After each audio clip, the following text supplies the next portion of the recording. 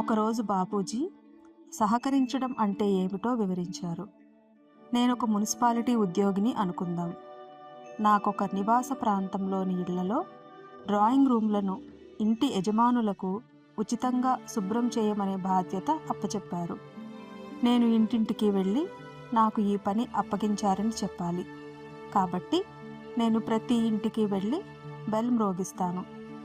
చాలామంది తలుపులు తెరవరు. చాలా కొద్ది మంది మాత్రమే డ్రాయింగ్ రూమ్ను శుభ్రం చేయనిస్తారు.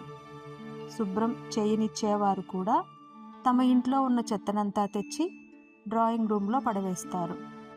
ఆ చెత్తను కూడా నేనే తీయాలని వారి ఉద్దేశం. ఆ విధంగా పనిచేసినప్పటికీ నేను వారితో, ఓ సోదరా, ఎందుకు మళ్ళీ డ్రాయింగ్ రూమ్ను మురికితో నింపుతున్నావు అని అడగటానికి అనుమతి లేదు.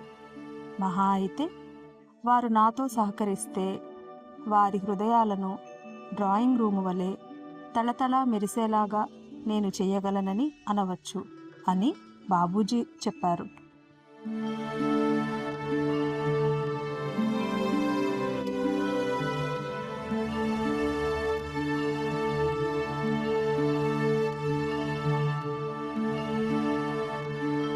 కొందరు బాబూజీని దర్శించుకునేందుకు వచ్చారు.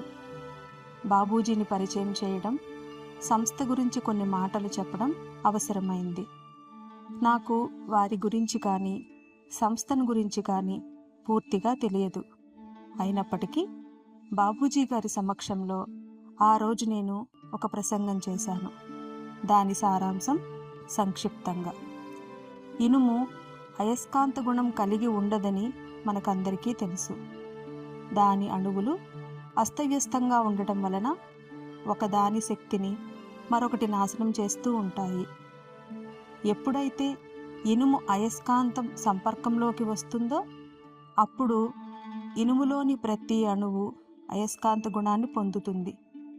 అయస్కాంత ప్రభావం వలన ఇనుములోని అణువులు ఏకోన్ముఖమై ఉత్తర దక్షిణ అక్షముల వెంట తమంత తాముగా సర్దుకుంటాయి. ఈ విధమైన అణువుల క్రమమైన ఏర్పాటు జరిగిన ఫలితంగా ఇనుము పరిమాణం, బరువు, రంగు మొదలైన వాటిలో ఏ మార్పు లేకుండానే అయస్కాంతంలాగా తయారవుతుంది. అదేవిధంగా మన శరీరంలో ప్రతి అణువులోనూ దివ్యత్వం నిండి ఉంటుంది. కానీ ఆ అణువులు మన శరీరంలో ఇనుములోని అణువుల వలె అస్తవ్యస్తంగా పడి ఉంటాయి. అందుకని మనకు కనీసం దివ్యత్వపు భావన కూడా ఉండదు. ఆ వ్యక్తికి దివ్య పురుషునితో అనుసంధానం ఏర్పడినప్పుడు అతనిలో ఉన్న దివ్య అణువులన్నీ ఒక క్రమ పద్ధతిలోకి వస్తాయి.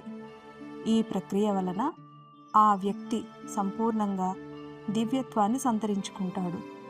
ఈ ప్రసంగం బాపూజీ మహారాజ్కు ఎంతగా నచ్చిందంటే ఆ తర్వాత చాలా చోట్ల ఇదే చెప్పబడింది.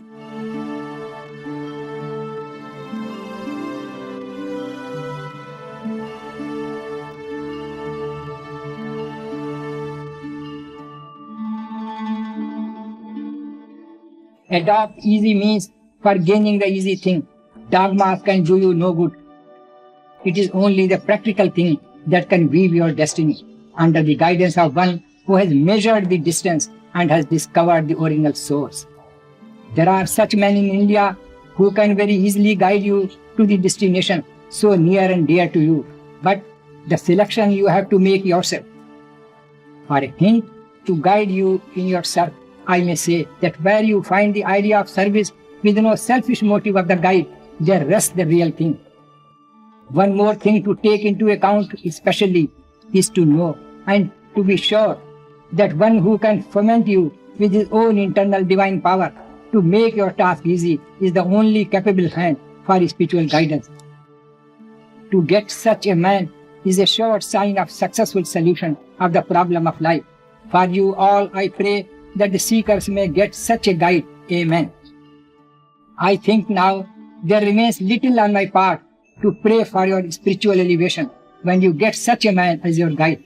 As in duty bound, I wish that you all see the light of the day.